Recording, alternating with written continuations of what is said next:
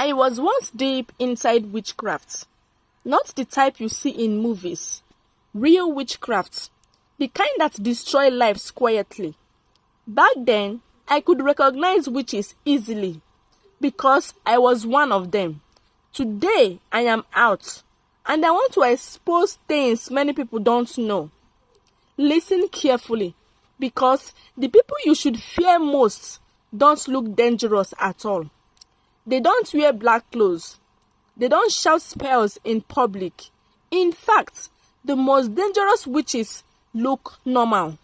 They can be your prayer partner, your favorite neighbor, your lecturer, even the person who sells food to you every morning. Before I start, understand this truth. Witchcraft hides in plain sight. Let me tell you something that still troubles me. When I was still practicing, I met a lady called Esther at a night gathering in a quiet part of town. She spoke softly. She greeted everyone respectfully. You would think she was innocent. But that same woman had already offered 3 destinies just to gain promotion in the spirit world. People trusted her because she looked harmless. That is how witchcraft survives. Now let me expose the first trademark. Their eyes are not ordinary. The eyes of a witch are never empty. They carry something. When they look at you, it feels deeper than normal. Sometimes you feel uncomfortable. Other times you feel strangely drawn. During my training, we were taught that the eyes are gates. Through the eyes, fear can be planted, confusion can be released, attraction can be forced. I knew a woman who worked in a small restaurant. She didn't talk much, but people who looked into her eyes began to dream about her. Some lost interest in their spouses. Some lost focus in life.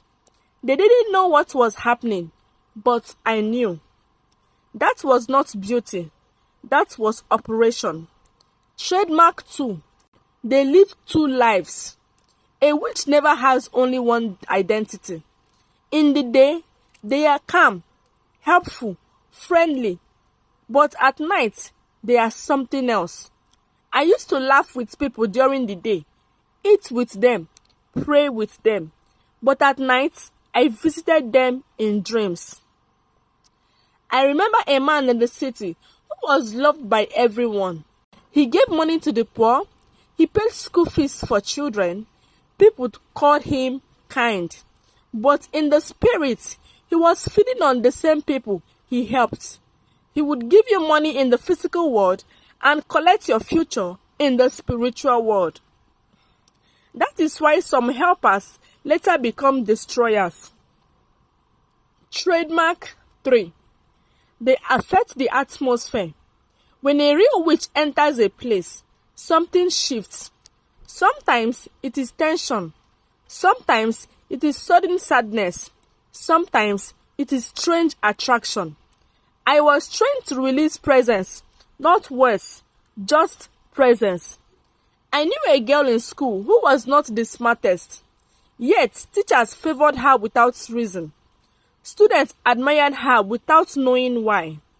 She carried an atmosphere. On the other side, some witches carry heaviness.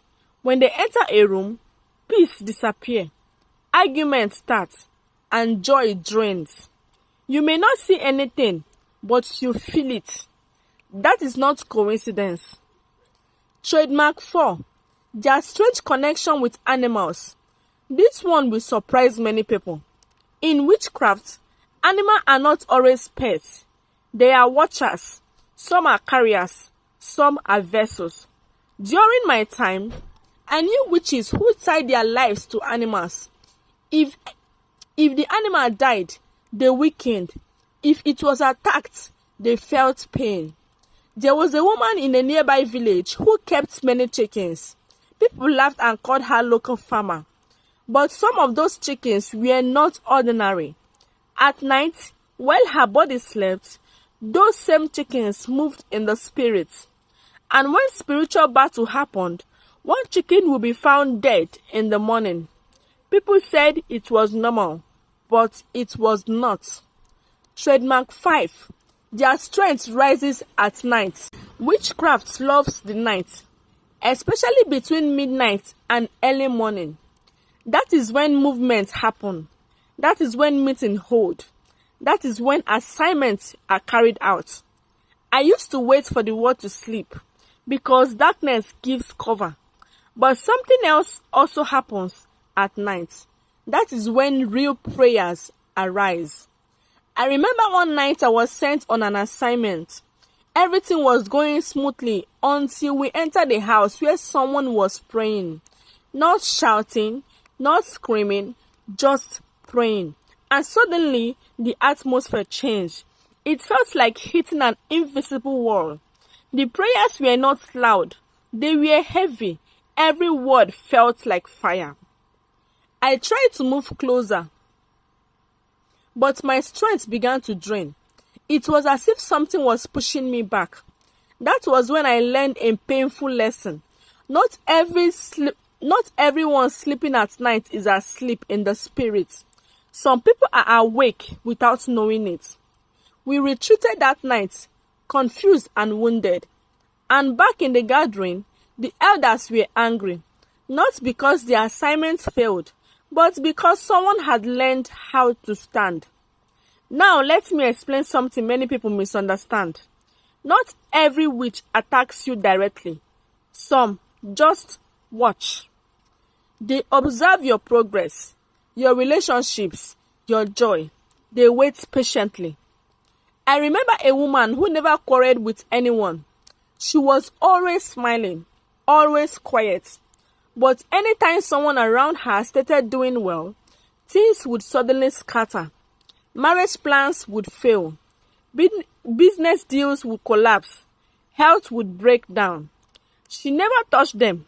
She never spoke against them. She just watched.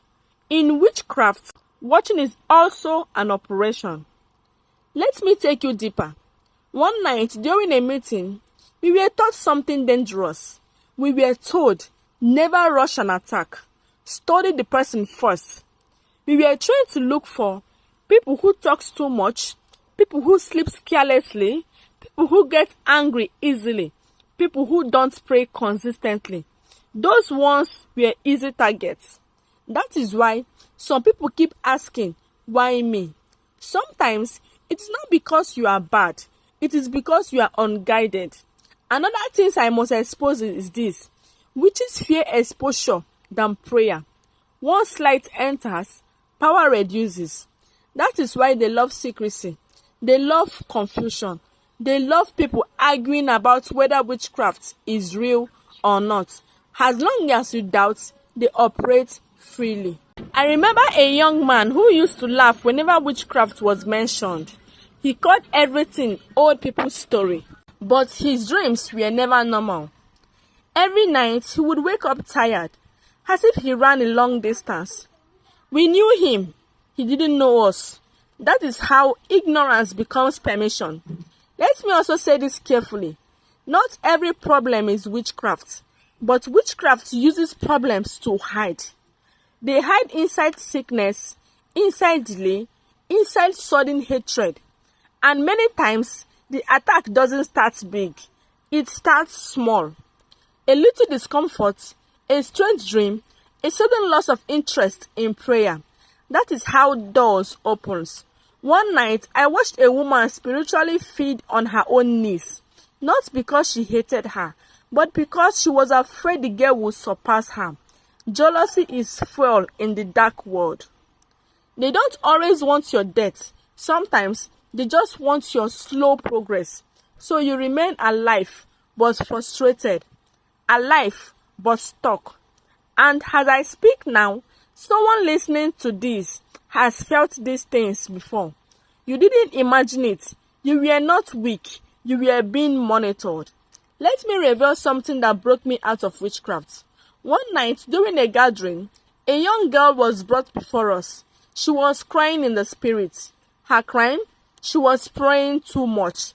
We were instructed to slow her down, not to kill her, to confuse her mind, to make her tired of church, to make prayer feel boring. That night, as we tried to touch her destiny, something happened. Light appeared, not physical light, but authority. Her name was mentioned, Jesus, and the whole atmosphere shook. Some of us fell, some of us screamed, some couldn't return to their bodies properly. That was the first time fear entered my heart. I realized something then. Witchcraft is loud where prayer is silent, but witchcraft is weak where prayer is strong. From that day, I started observing something. The people we couldn't touch had three things in common. They prayed consistently, they lived clean lives, they didn't play with sin. They were not perfect, but they were covered. That is why I understood why witches hate holiness, why they mock prayer, why they attack spiritual discipline. Because discipline blocks access. Let me warn you with love. If your dreams are always attacked, if you wake up tired daily, if sudden hatred follows you everywhere, if progress comes close but never land, don't ignore it. Rise, cover yourself, pray especially at night, because the same midnight they use for meetings is the midnight God answers prayer. I am not speaking from theory. I am speaking from experience. I left because I saw the end of the road. Darkness always demands more, and it never keeps promises, but light gives life.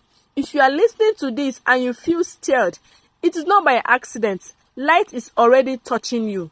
Stay alert, stay prayerful, stay covered. Darkness exists, but it has already been defeated. And that is why I speak, because silence helps darkness, but truth destroys it.